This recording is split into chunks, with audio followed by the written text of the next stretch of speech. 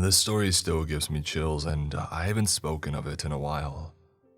This is a long story and needs extensive backstory, so please bear with me. Flashback to high school. I wasn't the most social guy in school. I had my really close friends, but other than that, I would classify myself as a loner. I had really bad acne, which affected me a lot when meeting new people, and I was very addicted to World of Warcraft. So, it was a Friday night, a classic raid night in Vanilla WoW. About 2 hours before the raid, my best friend that I grew up with, let's call him T, called me. He was like, "Yo bro, I'm meeting up with 2 women later tonight. Let's drink and hang out with them." It was one of those classic fork in the road moments. Be a nerd and blow another Friday night playing a video game, or go out with my best friend and see if I can finally lose my virginity. Before I get to the next part of the story, I need to give some backstory on T. T was nothing short of a boss, and I truly looked up to him. He was a really good looking guy and was extremely intelligent. I am not understating this. He's the type of guy when he walks into a room, all the women just gravitate to him. But T has a dark side. Even though he has everything going on for him, it was never good enough. He got expelled from the school that we both went to for having a couple grams of weed. Just trying to flex, and he really got caught by a teacher. So he was sent to another school about 30 minutes away from me. Nothing changed, and it actually got far, far worse. He became the guy. He started dating all the hot chicks and became a massive drug dealer. He supplied about 4 or 5 high schools and colleges in the area, and was for sure on the radar of the law and other rivals. Now back to the story.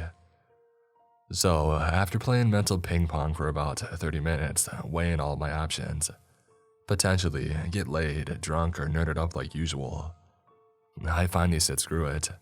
Call me in for tonight, T. I bribe my brother for $20 and he agrees to raid for me, and the night begins. T picks me up from my place and greets me with a big smile and says, "We're getting laid tonight, brother." I'm like, whatever bro, we'll see. I'm very used to T over-exaggerating.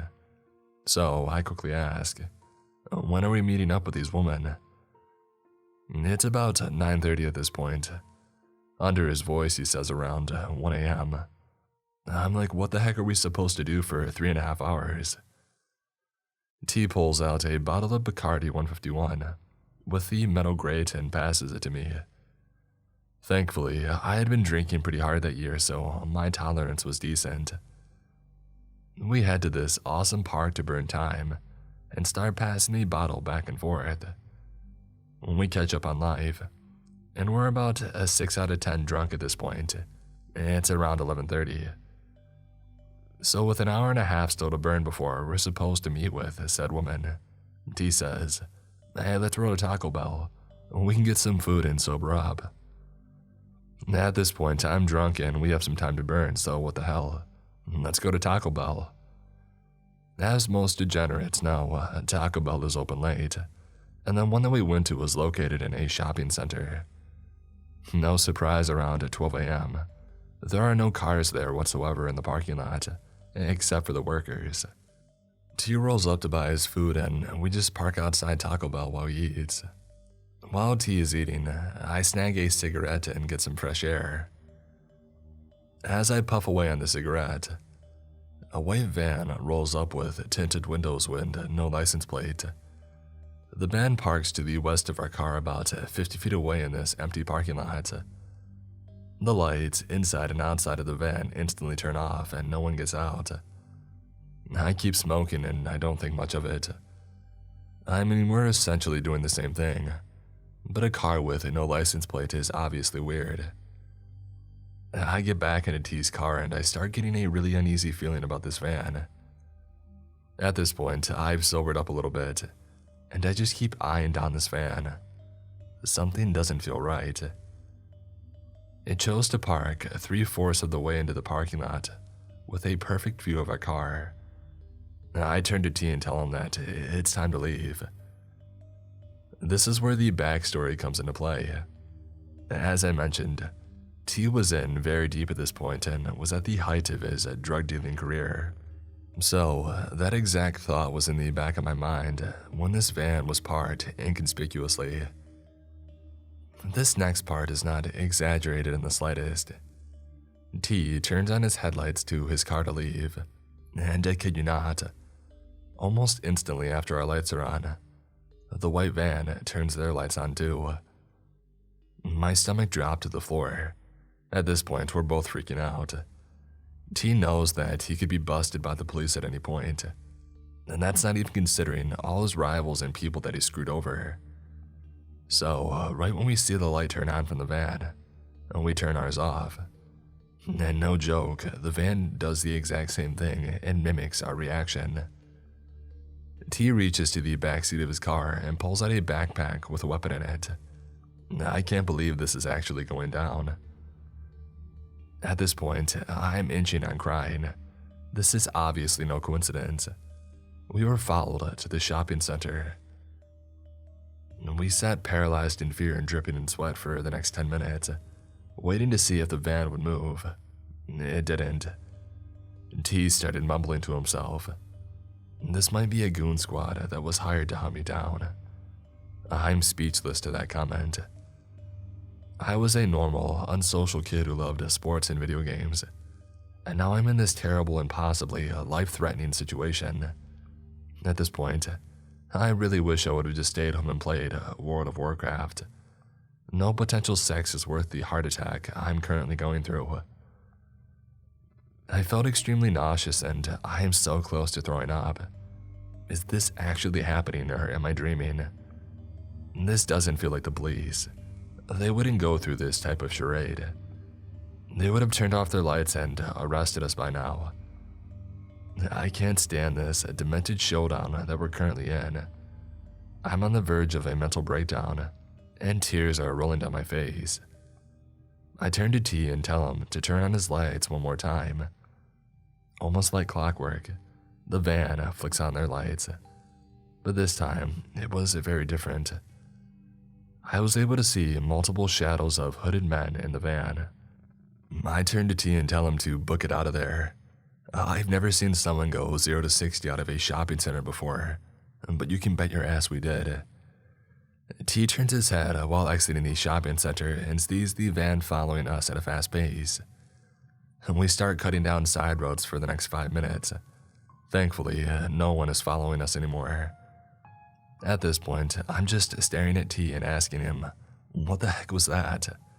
T says with a weak voice, "I have no idea, other than what you know I do, drug dealing." We take a deep breath and we hit the bottle some more. The next 20 minutes we sat in silence and came to grips with almost being involved in a sting operation, robbed by rivals or even worse. Once our heart rates had dropped under 250 beats per minute, we finally headed out to meet the woman. And T and I never spoke of it again. And to this day, the thought of that night still chills me to the core. In 2012, I, a 20-year-old female, went with my boyfriend to a diner on a Wednesday night. This place advertised free pie Wednesday when you spend X amount of dollars.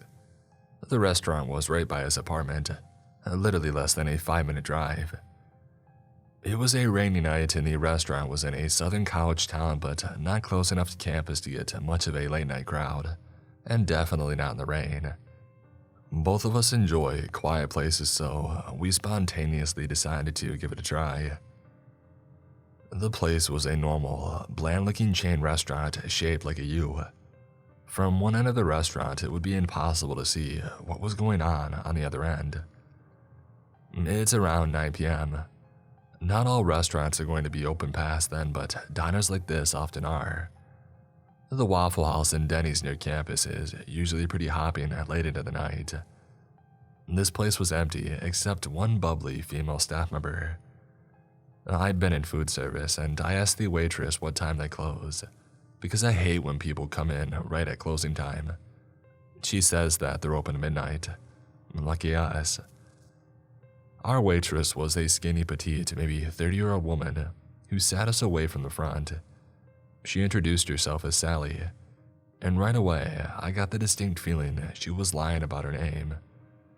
It's the way that she took a moment to smile after she had said it. It reminded me of the way my sister, who was a certified pathological liar, would slip in a little lie. Something was a little off, but nothing alarming. I mean, my sister is completely harmless. I noticed Sally isn't wearing a name tag, just jeans and a polo shirt.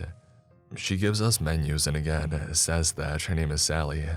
And again, I'm picking up on those subtle body language cues that I learned from living with a habitual liar. So I'm thinking Sally is full of crap. It stands out in my memory as my first impression. The second impression was, damn, this lady talks a lot. I haven't seen you before. Are you new? Are you here for college? I had great roommates in college. Do you have any roommates? Aren't Thursdays the worst? There's nothing to do. Do you have any plans for later? It was kind of annoying, but she seemed nice and we figured she was probably just bored out of her mind and or making an effort to get tips for being friendly. It became clear that we were the only guys, and there weren't even other food servers for her to talk to. As far as I could see, it was just the three of us. We didn't want to be rude, so we just answered her obnoxious questions, thinking it was an attempt for small talk. After our main dinner, she took our order for pie and then started chatting up about the weather. It's so dangerous to drive in the rain, blah blah blah. It should blow over soon, but I would wait here if I were you. I started to get a bit creeped out. Like, why was she being so clingy? It wasn't necessarily a feeling of being in danger. More like, why are you so obsessed with me? So, I get creeped out but then feel bad for it. Who do I think I am, Regina George hating on some nerd? The lady probably just really needs to bring home some tip money. She brings us 2 slices of pie and gives us some peas. The pie was gross. It had a mixed berry and it tasted super fake sweet. Very artificial, like a child's lip gloss flavor. I don't know why I ate more than 1 bite, other than I was broke and never wasted food. After a few crunchy bites, I look to the back of the diner and the waitress is standing near our back door, staring at us with some man. Heavy-set, pale skin, sweat-stained white shirt, a huge barrel of a man, with a facial expression like he was watching cockroaches that he was about to step on. They were both just staring silently. My blood went cold. All the hairs on my neck went up. They saw that I was looking at them and they went into the kitchen quickly. Finally, alarm bells in my brain are ringing like a freaking tornado siren. I whispered, "We need to leave now. Just sneak out and go." My boyfriend could see that I was freed. He threw down some cash with a big tip, grabbed our jackets and left our gross half-eaten pie, and we bolted. We drive home and start laughing at our overreaction. That man was probably just a cranky cook who wanted us to go so he could chill. And that waitress was just fishing for tips. Man, boy did she luck out. She got well over a 50% tip, because I was too chicken to wait for change. I'm feeling silly and really rude for judging a book by its cover, and running out on the nice lady like that. And then the night went from kind of creepy to actual horror. I remember laughing in the car, and then I was waking up shivering and shaking in our dark apartment. My boyfriend was laying on top of the bed, fully dressed with his shoes on. I had been slumped over, half on the bed, half on the floor, also dressed in my rain-soaked jeans and boots. But I think I had my jacket off. It was midnight. I didn't remember parking or unlocking the door, walking inside or anything from the last 2 hours. I wake my boyfriend up in a panic. He remembers coming back, but not too clearly. He says that he remembers going to the bathroom and becoming super disoriented, like the room was spinning but feeling a strange calm. And then nothing. We had both blacked out, something neither of us experienced before or after. We didn't have a drop of alcohol or intentionally do any drugs. Holy balls, are we lucky that we live so close, literally a 3-minute drive away. If we passed out like that on the road, who knows what would have happened if we had stayed at the restaurant for even 3 more minutes. This was almost 10 years ago, and I remember calling the non-emergency police line about it in the morning after I had calmed down a little. The person that I talked to on the phone sounded like they didn't believe me and questioned if I was partying. I wasn't, and generally had the tone that I was wasting their time. It was a frustrating phone call where the police person asked, "Well, what do you want me to do?" I don't remember my response. It was awful. Probably worse than the feeling of violation from that night was the attitude of annoyance and dismissal from the authorities. Later, I looked up the restaurant online, and the hours are 7 a.m. to 8 p.m. Just a little extra spice to the WTF soup and further confirmation that something definitely wasn't right from the get-go. What sober person passes out like that, slumped over the edge of the bed in cold rain-soaked clothing? 2 sober people with no history of fainting just collapse for no reason. I think we've all been told never to leave your drink alone if you go out to a bar or a party. It never occurred to me that same danger could come from a chatty waitress in a chain restaurant.